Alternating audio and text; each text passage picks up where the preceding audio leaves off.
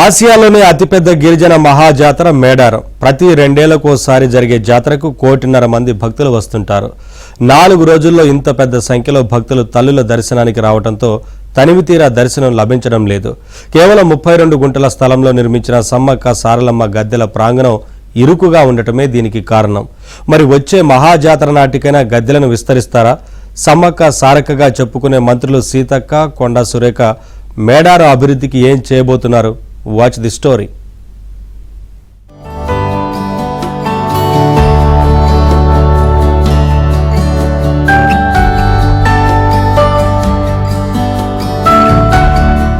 మేడారం గద్దెల విస్తరణ ఎప్పుడు అన్న ప్రశ్నకు ఇక్కడకు వచ్చే భక్తులకు తలెత్తుతోంది. నానాటికి జాతర వైభవం పెరుగుతున్నా అందుకు తగిన ఏర్పాట్లు మాత్రం అధికారులు చేయలేకపోతున్నారు. 2012లో ఈ ప్రాంగణానికి పక్కనే ఉన్న దేవాదాయ శాఖకు చెందిన 4 ఎకరాల భూమిలోకి విస్తరించాలనే ప్రతిపాదన ఉన్నప్పటికీ కార్యరూపం దాల్చటం లేదు. గద్దెల ప్రాంగణం పక్కనే ఉన్న 19 ఎకరాల ప్రభుత్వ భూమిని సేకరించడంలో రెవెన్యూ అధికారులు దృష్టి పెట్టడం లేదు. ఫలితంగా ప్రతి జాతరకు ఇరుకు ప్రాంగణంలో తల్లుల దర్శనం దక్కటం లేదని భక్తులు ఆందోళన చెందుతున్నారు.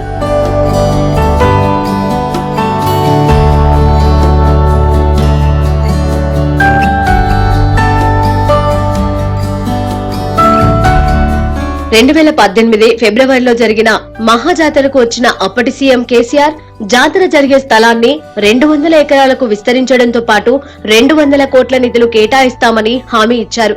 అధికారులు డిపిఆర్ సిద్ధం చేసి ప్రభుత్వానికి పంపించినప్పటికీ 200 కోట్ల నిధులు రాలేదు. అయితే 2019లో అప్పటి కలెక్టర్ నారాయణ రెడ్డి కొంత చొరవ చూపినప్పటికీ భూములు ఇచ్చేందుకు స్థానికులు ససేమేరా అన్నారు. మేడారం జాతర అభివృద్ధికి మొదటి విడతలో 62 ఎకరాల ప్రభుత్వ భూమి, 39 ఎకరాలు పట్టా భూమి కలిపి మొత్తం 101 ఎకరాలను లక్ష్యంగా పెట్టుకున్నారు. 62 ఎకరాల ప్రభుత్వ భూమి ఎక్కువగా రెడ్డిగూడెం, జంపన్నవాగు ఏరియాలో ఉంది. ఈ భూమిలో 58 మంది రైతులు కొన్ని దశాబ్దాలుగా సాగు చేసుకుంటున్నారు. వీరందరూ భూమిని ప్రభుత్వానికి అప్పగించేందుకు ససేమేరా అన్నారు. ఇక 39 ఎకరాల పట్టా భూమిలో 32 మంది రైతులు ఉన్నారు. వారు సైతం భూములను ప్రభుత్వానికి ఇచ్చేందుకు ముందుకు రాలేదు. దీంతో భూసేకరణకు బ్రేక్ పడింది. కనీసం ఆ నిధులతో మేడారం ప్రాంగణం విస్తరించేందుకు ఏర్పాట్లు చేయాలని భక్తులు కోరుతున్నారు.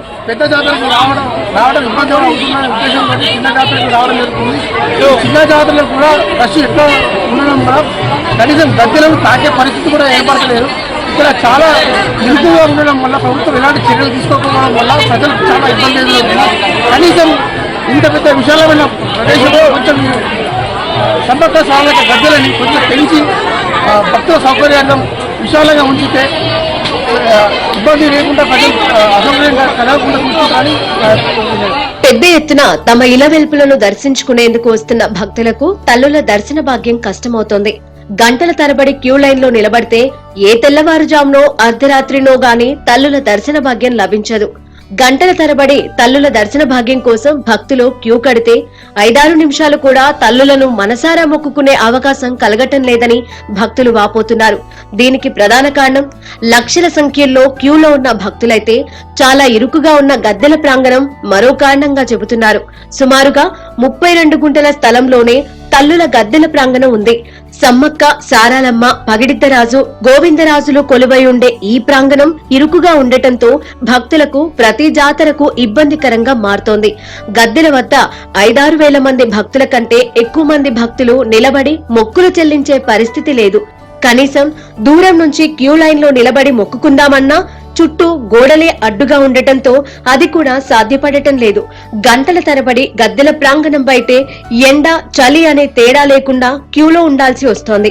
దీనికి తోడు జాతర సమయంలో ఈ ప్రాంగణంలోనే పదుల సంఖ్యలో హుండీలు, బెల్లం బుట్టలను తొలగించేందుకు ఏర్పాట్లు చేస్తున్నారు. దీంతో ప్రాంగణం మొత్తం ఇరుకుగా మారుతుంది. ఈ నేపథ్యంలో మేడారం గద్దెల వద్ద ఉన్న స్థలాన్ని విస్తరించాలని గత దశాబ్ద కాలంగా భక్తులు డిమాండ్ చేస్తున్నారు. దేవాదాయ, రెవెన్యూ శాఖ అధికారుల నిర్లక్ష్యంతో గద్దెల ప్రాంగణం విస్తరణకు నోచుకోవటం లేదు. దీంతో ప్రతి మహాజాతరకు తల్లుల దర్శన బాధలు తప్పేట్టు లేదనే ఆందోళన భక్తుల్లో వ్యక్తమవుతోంది.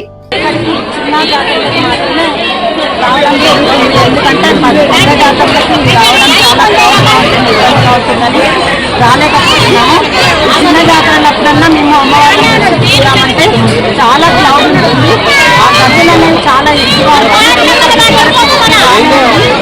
గద్దెల దగ్గరికి వచ్చి అమ్మవాళ్ళను దర్శించుకున్నామని చూస్తే మాత్రం భక్తులకు చాలా ఇబ్బందులు ఎదుర్కొంటున్నారు.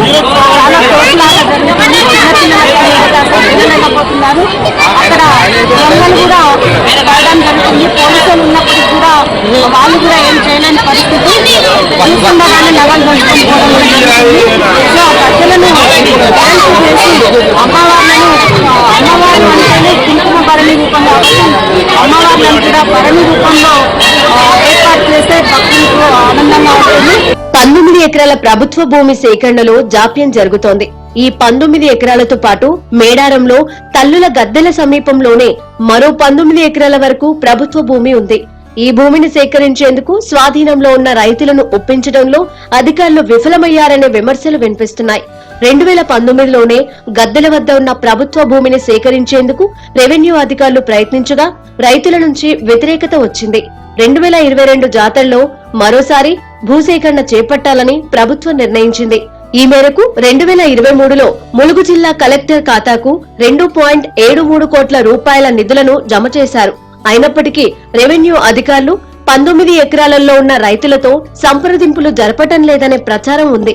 దేవాదాయ శాఖకు చెందిన 4 ఎకరాలు కలిపి మొత్తం 24 ఎకరాల భూమిని సేకరించి గద్దెల ప్రాంగణంతో పాటు అతిథి గృహాలు నిర్మించాలనే ప్రతిపాదనలు ఉన్నాయి. గిరిజనులు తమ ఆధీనంలో ఉన్న భూములను ఇచ్చేందుకు ససేమేరా అంటే కనీసం దేవాదాయ శాఖకు చెందిన 4 ఎకరాలలో గద్దెల విస్తరణ చేపట్టి తల్లుల దర్శన భాగ్యం ప్రశాంతంగా కల్పించాలని భక్తులు కోరుతున్నారు. దేశ నలుమూలల నుంచి వచ్చే భక్తులకు సమ్మక్క సారాలమ్మ తల్లుల దర్శనం ప్రశాంతంగా జరిగేలా ప్రభుత్వం దృష్టి పెట్టాలని భక్తులు కోరుతున్నారు. వచ్చే ఏడాది జరగనున్న మహాజాతరకు ఇప్పటి నుంచే ఏర్పాట్లపై కసరత్తు చేయాలని భక్తులు కోరుతున్నారు.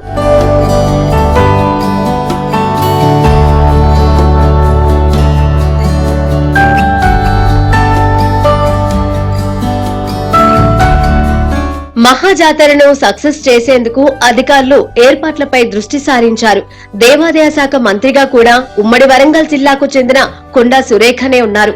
అందుకే ఈసారైనా గద్దెల విస్తరణకు అడుగు ముందుకు పడుతుందని భావిస్తున్నారు. మరో మంత్రి స్థానిక శాసనసభ్యురాలు సీతక్క కూడా సీఎం రేవంత్ రెడ్డికి అభిమాన ఎమ్మెల్యేగా ఉన్నందువల్ల ఈసారి మహాజాతరకు అభివృద్ధి పనులు వేగం పుంజుకుంటాయన్న ఆశాభావం వ్యక్తమవుతోంది. అందులో భాగంగానే గద్దెల విస్తరణ కూడా ఉంటుందని అంతా భావిస్తున్నారు.